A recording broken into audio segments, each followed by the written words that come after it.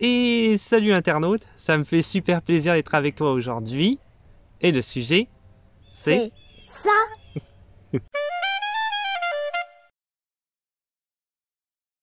Donc voici le stock de départ. Ce que j'aime bien faire dans chacune de ces vidéos là, tu le sais, hein, si tu suis la chaîne, je montre toujours tout ce qu'on a avant de partir.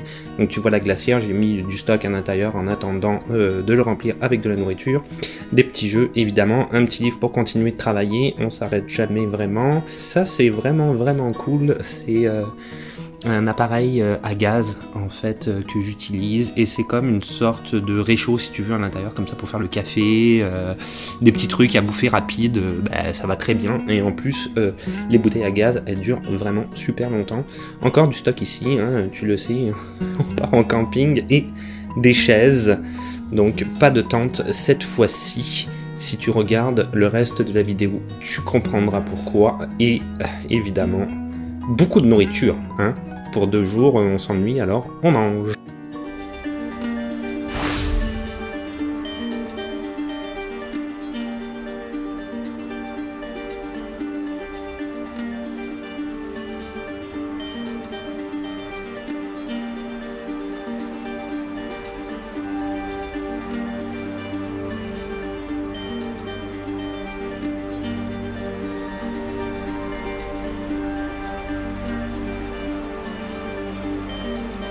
Voici la petite cabane au 6e rang.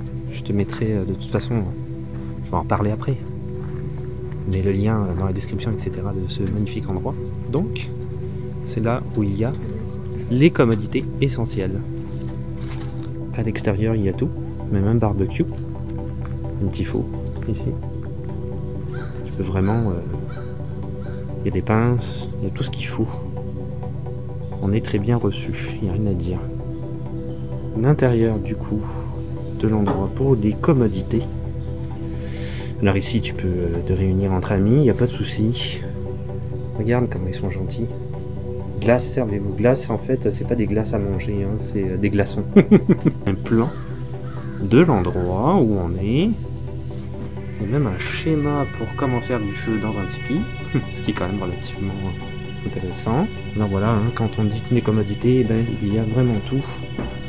Même une petite cuisine, même un frigo, c'est à disposition de tout le monde.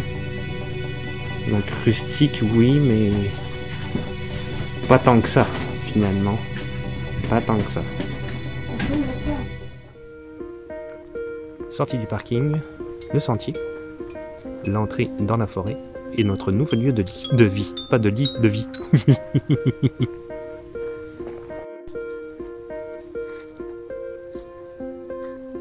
Ah, alors en plus, chaque tente a sa couleur et son drapeau. Ici, la France. Malheureusement, moi je suis en Angleterre.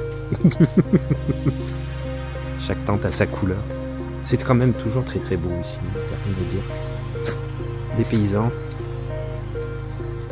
Belle saison d'automne. Alors vraiment une petite tente de prospecteur, on voit ici le feu, hein, c'est fun, le feu dans la forêt au Québec. Et voilà, la tente de prospecteur en plein milieu de la forêt. C'est vraiment un grand dépaysement. Et même, si on regarde ici, un petit hamac pour être tranquille. Les voisins qui sont quand même assez loin, qui eux aussi ont des tentes de prospecteurs.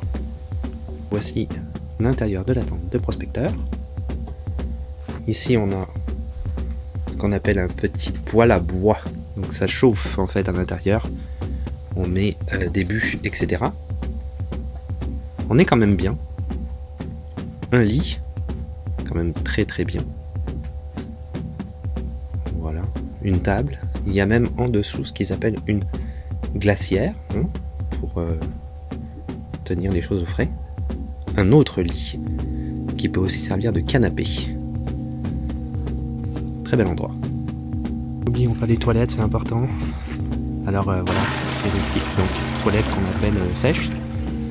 Mais comme l'endroit est très honnêtement magnifique, j'ai fini l'intérieur des toilettes, c'est super propre. C'est super propre bizarrement. Ça sent bon. Nous, ben, on a une poule. On a une amie poule. Eh oui, c'est notre nouvel ami. Il y a des écureuils. Mais oui, il y a des écureuils. Mais on a aussi une poule qui vient nous rendre visite, mais on lui a pas donné à manger parce que je pense que ça mange juste des graines, je sais pas ça mange quoi.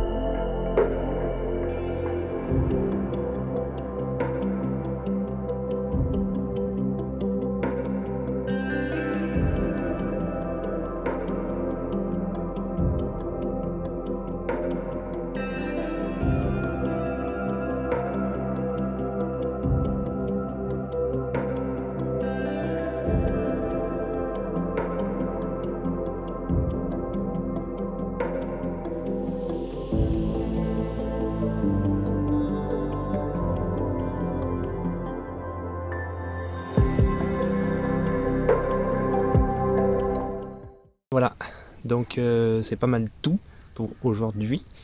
Si tu es intéressé, en fait c'est un lieu qui s'appelle sisran.com.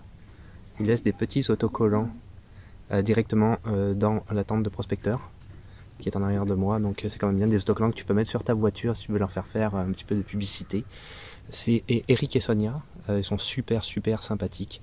C'est à 55 minutes de Montréal, à peu près, il faut compter à peu près 1 heure, ce qui est quand même très peu, honnêtement, étant donné que quand tu habites ici au Québec, tu le sais, les distances, c'est un petit peu plus important que peut-être en Europe. Quand on veut se déplacer ou qu'on veut aller dans la forêt, comme ça, un petit peu plus perdu pour se reposer, se ressourcer. 55 minutes, c'est pas très long. Ça nous a coûté exactement 400 $ pour 2 nuits, 200 $ par nuit. Il faut que tu saches que tu as quand même les draps qui viennent avec, le bois. Ils te donnent du bois pour faire du feu. Donc à l'extérieur comme à l'intérieur, tu l'as vu avec l'espèce de petit poêle à l'intérieur. Tu as de la glace, donc des glaçons que tu peux utiliser. Ils sont compris aussi dans le prix. C'est très raisonnable, je te dirais, par rapport au prix qu'il y a dans le coin, par rapport à ce genre d'activité là. Et également, donc tu le vois, c'est pas réellement un camping, c'est réellement, voilà, t'as une cabane quoi, dans laquelle tu vas vivre. Là. Donc tu retournes en enfance, c'est ça qui est relativement cool quand même. Il y a même des tipis, j'ai pas pu malheureusement en filmer, mais il y a des tipis, ce qui est relativement excellent aussi, pouvoir faire l'expérience du tipi, pourquoi pas. Donc ouais, pour se ressourcer, reprendre du calme, c'est pas mal le dernier week-end d'automne parce qu'après il va faire trop froid. Donc il fait un peu froid la nuit, mais la journée ça va. Donc voilà, ça termine ma vidéo. Là-dessus, petite conclusion très rapide, j'ai décidé de changer les conclusions. Donc que ce soit plus rapide parce que c'est trop long, honnêtement ça sert à rien, c'est ce que je pense. Donc compte TikTok, compte Instagram, tu trouveras le lien dans la description. Le lien évidemment de cet endroit là qui est fabuleux, donc je t'y invite à y aller si jamais tu passes par Montréal, un petit trip comme ça dans la forêt, 2-3 jours, 2-3 nuits, ça peut être intéressant. Et on se dit à la revoyure, ciao, bye.